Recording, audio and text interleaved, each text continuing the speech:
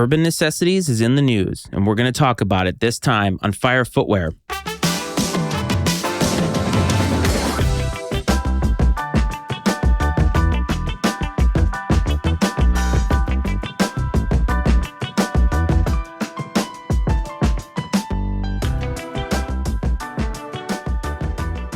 Welcome back to Fire Footwear, everyone. As always, I'm your host, Matt Frates, and I hope that this finds you well.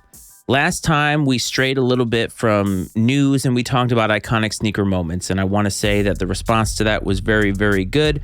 I did get one moment wrong, and I want to thank the person on YouTube who did a little fact-checking for me. I told you, I really don't trust ChatGPT a lot, but I felt like I got a really solid list, and I thought I had done my homework. And unfortunately, in the end, I hadn't, so that's on me. But this week, I want to talk about something that is in sneaker news. And it's not a shoe, it's not a release, it's not even something controversial in the sense of somebody saying something controversial. I have been asked my opinion offline about this, and I have seen a lot of people have an opinion on this at various points over the last couple of days. As I'm recording this, the only information that I have is a very, very, very short cursory glance at what is happening on the internet. More specifically, just Googling Urban Necessities and seeing what has come up. What I know right now is that Urban Necessities is a consignment shop, and those have existed for a while in sneakers. What are those? They're shops that take people's shoes and they resell them for them and take a cut of the profit that is made. That's not something that's foreign. To me, that's not something that's bad. It just is. And Urban Necessities is one of those stores that is doing that. Over the last week or so, there have been rumors that have been percolating, mostly on social media, that are related to Urban Necessities not paying folks who they have sold shoes for. There's also some rumblings on social media about a lack of customer service, that customer service emails, texts, whatever, have gone unanswered. And both of these things have made people feel a way, mostly a negative way about Urban Necessities. I wanted to at least give an opinion, albeit a brief opinion on this, because I don't think that it really has to do with Urban Necessities. I personally believe that it's looped into a larger concept, and we will get into that.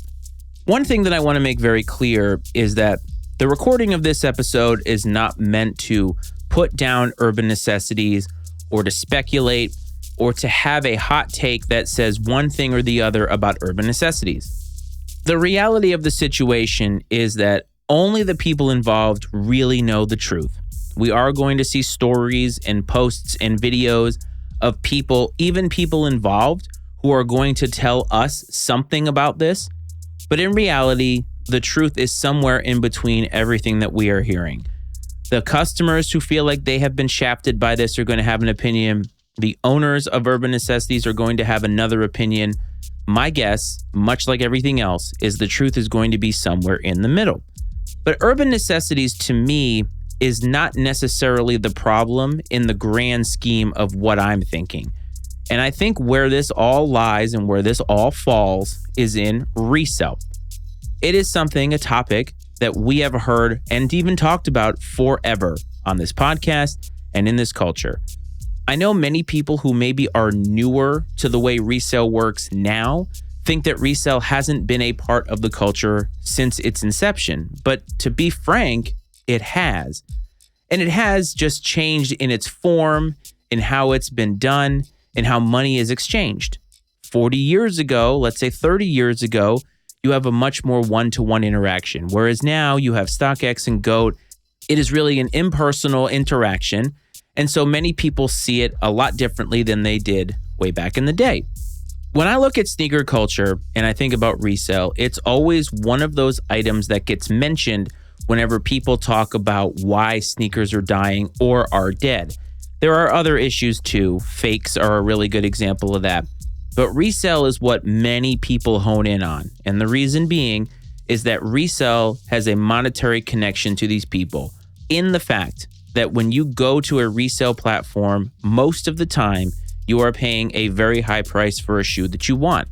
I did a video on YouTube. I don't know if I've mentioned it here, but that I think that resale may be necessary for the survival of sneaker culture. Maybe not the culture as we know it in terms of the human interaction, but one of the things that resale does very well and where it traffics heaviest is in hype. People take a resale price and they equate that to popularity. They equate that to hype. And many people, not all people, but many people will look at a high resale price and think that that is a shoe that has to be had above others. And also, if you have that shoe and you paid resale for it, there is some embedded clout in having that shoe. Resale prices to me directly correlate to that portion of the culture. Also, resale culture as it has evolved has had many people enter the culture who some would consider culture vultures. Reason being is because they are in the culture to buy these shoes and flip them immediately for the highest profit possible. I've never really had a lot of shade for those people because I can't really blame them for participating in capitalism. It's really how it works. The offensive part is when you can't get a shoe that you want and you know that you're not going to be able to afford or shouldn't be able to afford the high price that you're going to have to pay on GOAT or StockX. And that also leads into the entirety of the fakes discussion, but we're not going to talk about that here. So Urban Necessities is just the latest example of a shop or a company that has trafficked in resale that has had, I will say, alleged shady practices. You go back a few years ago, Zeta Kicks taking pre-orders for shoes, which a lot of people have said is a great idea. But if you're going to do that, you have to be able to deliver. In order to deliver, you're going to have to be able to get your hands on the product. And it's difficult in today's time unless you have a really, really good plug to be able to get everything and fulfill these pre-orders. And Zeta Kicks, it seemed, was unable to do that, was not transparent with their customer base, and stole a lot of money. There have been lawsuits, and I believe that there has been some settlements in this. Either way, that is another example. Another example that I bring up is Trophy Room. Now, Trophy Room is a little bit different because they were accused of backdooring. And backdooring is another element of the culture that some people would say just gets charged the game. It's part of the deal. You just accept it as part of how we are doing business here.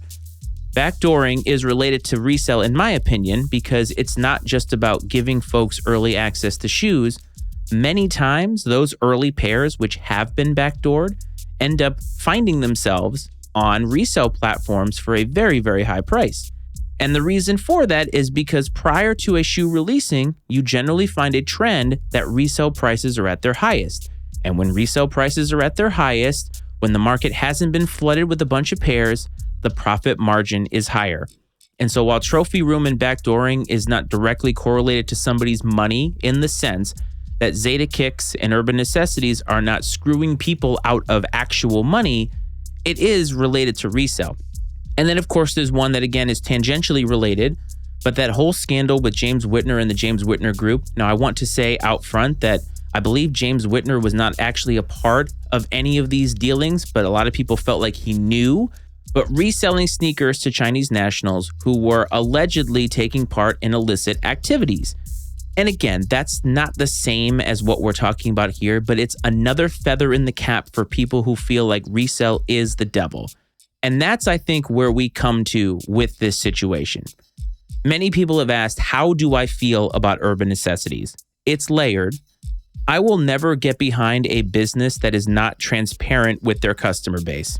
If I am relying on a business to complete a transaction on my behalf, I know that there's going to be a cut taken, but at the end of the day, I'm going to receive some semblance of payment for the product that they have sold for me. I expect that transaction to be completed to finish. And if Urban Necessities is not doing that, if they are not satisfying the contractual obligations that they have to provide the money that they have earned on behalf of this consignee, to me, that is not good. That's not a business practice that I'm going to get behind. Now, I think that there is some merit to the idea that Urban Necessities, if they are having financial issues, if there are things happening behind the scenes, should be a little bit more forthcoming with their customers. The reason that I say that is because this is not some massive corporation for whom many people in their customer bases are faceless.